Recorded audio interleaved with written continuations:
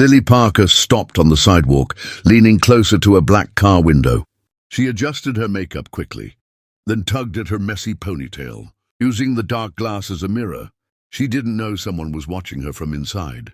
Someone whose world was nothing like hers. Someone who never expected a girl like her to catch his eye. But love doesn't ask permission, and neither does fate. Before we dive in, drop a comment and let us know where you're watching from. Your support truly means the world to us. Now let's get into the story.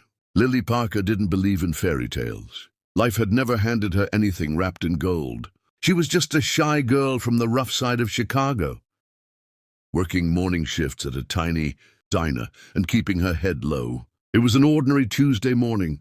The sun was already bright, warming the streets. Lily walked quickly down the sidewalk, heading to her job at the Cornerstone Diner. But today was different. She paused in front of a parked black car and caught sight of her reflection in the tinted window. Her cheap drugstore foundation looked patchy in the sunlight. Her lipstick had faded. Her messy ponytail, hurriedly tied before leaving home, drooped tiredly against her neck. With a quiet sigh, Lily leaned in closer, adjusting her makeup with trembling fingers. She wasn't trying to impress anyone. She just didn't want to look like a complete disaster at work. Working as a waitress meant customers could be cruel. Looking tired or messy gave them something to mock. But what Lily didn't know was that someone was sitting inside that car, someone powerful, someone watching her with growing curiosity, a man who could change her world forever. His name was Nathan Carter. Nathan had built his life on walls, glass walls, metal walls, emotional walls. At 34, he was the CEO of Carter Enterprises, a tech company worth billions. His days were filled with meetings, numbers, boardrooms, and people who wanted something from him. But none of that mattered at this moment. He wasn't supposed to be here, parked quietly on this side street in Chicago, far from his glass offices and million-dollar boardrooms. Yet something about this morning felt different. He had driven through the neighborhood without thinking, needing to escape the weight of his controlled life. The company, the meetings, the fake smiles. And then he saw her. A girl, ordinary, soft, real. She didn't look around. She didn't look like the women Nathan knew. No expensive clothes, no designer makeup, no perfect rehearsed smile. She wasn't trying to be noticed. That's what caught him. Nathan watched as she adjusted her makeup in the car window. So unaware, so distant from the world he knew. She had tired eyes, worn jeans, but there was something beautiful about her. Not in a magazine way, but a simple, honest beauty. He didn't know her name, didn't know her story. But as she walked away, blending back into her quiet life, Nathan stayed frozen, heart pacing slower than usual. For the first time in a long time, he was curious, not about business, not about money, but about a shy girl who didn't know a billionaire had just noticed her. Lily's life was routine: work, walk, study, sleep, repeat. She didn't know luxury. She knew hard work. Morning shifts at the coffee shop, night classes at a small community college. She dreamed of one thing only: finishing her degree in graphic design, so she could leave this life behind. Her past wasn't something she talked about. Her father left when she was 5. Her mother worked 3 jobs and barely smiled. Her job at the cafe didn't pay much, but it was stable, and stable was rare in Lily's life. She learned to stop expecting people to care, that the only person who would save her was herself. Nathan Carter didn't believe in accidents. Everything in his life was planned, until now. Why had a shy girl on a street corner captured his attention more than models or celebrities ever did?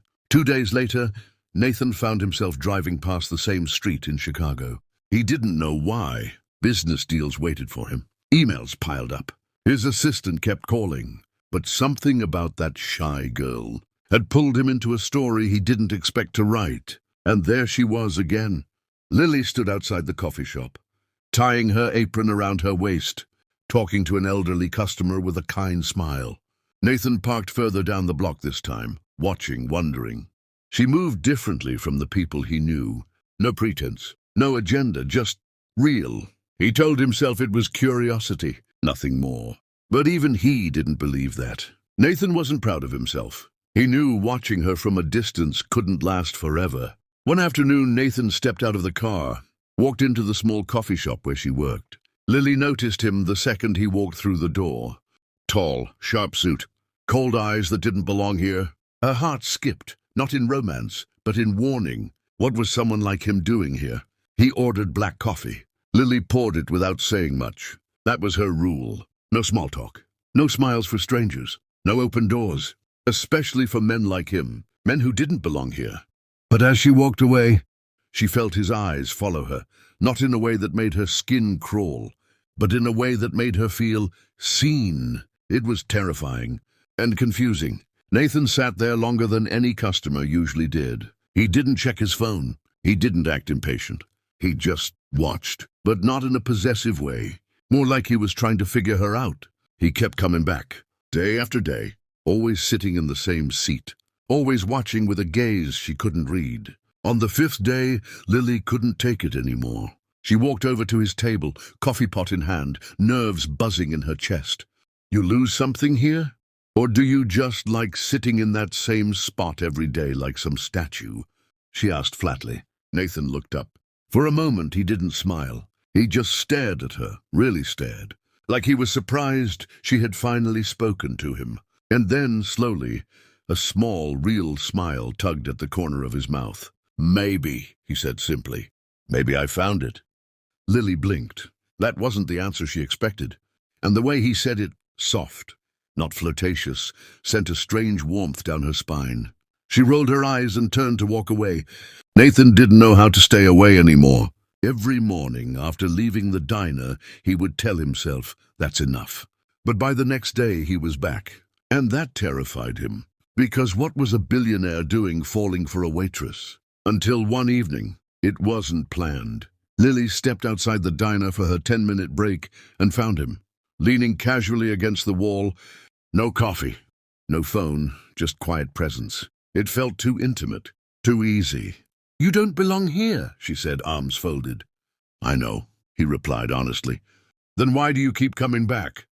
And with a soft breath he said, because this is the only place I've felt real in a long time. I'm not here to bother you, he added. But I'd like to know you. No pressure, just a walk. Lily should have said no, but against every rule she'd built for herself, she said yes. They walked together through quiet Chicago streets. No fancy restaurant, no games. Just two strangers talking like old friends. He asked about her dreams. She told him about her dream of becoming a graphic designer. He didn't belittle it. He listened.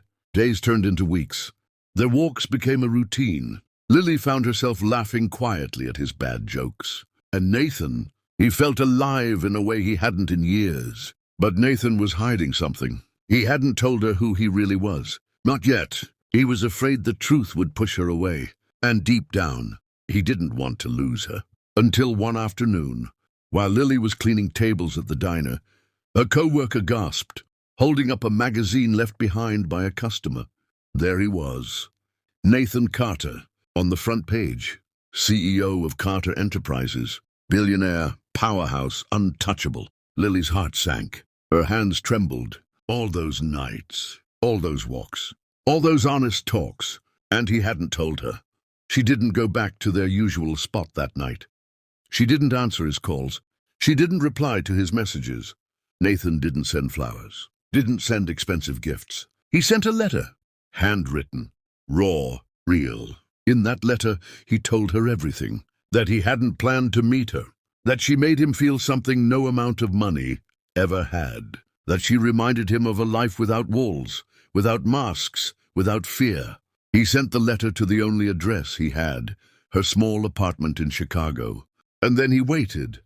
Days passed, then weeks. Lily stayed away, but his words stayed with her. Until one evening, she returned to that same sidewalk, where it all began, where a shy girl once adjusted her makeup in a stranger's car window. Nathan was there, sitting quietly, lost in thought, until soft footsteps broke the silence. I got your letter, she whispered. Nathan stood slowly. No grand gestures, no dramatic speeches, just a man who looked at her like she was the only thing that mattered. And I didn't know if I should come. she whispered. I'm glad you did, he replied. They didn't rush into each other's arms. They didn't need to. Lily sat beside him. Quiet, strong scene. Because sometimes the best stories don't start with fairy tales. They start with truth. Chicago hadn't changed much, but Lily had. She stood in front of a mirror, the city lights, spilling through the window behind her, casting a soft glow across the room. She smoothed the lapel of her tailored blazer, her company ID badge catching the light. Lily Carter, lead graphic designer, Carter Enterprises. A title she earned. A life she built, piece by piece, battle by battle, no longer invisible, no longer afraid. She didn't see the shy girl from the diner anymore. She saw a woman who had survived, who had loved, who had been loved deeply, fiercely, for exactly who she was. Behind her, strong arms wrapped gently around her waist, familiar, steady. Nathan, he pressed a soft kiss to the side of her head, like a silent thank you for choosing him. His voice was low, warm against her skin.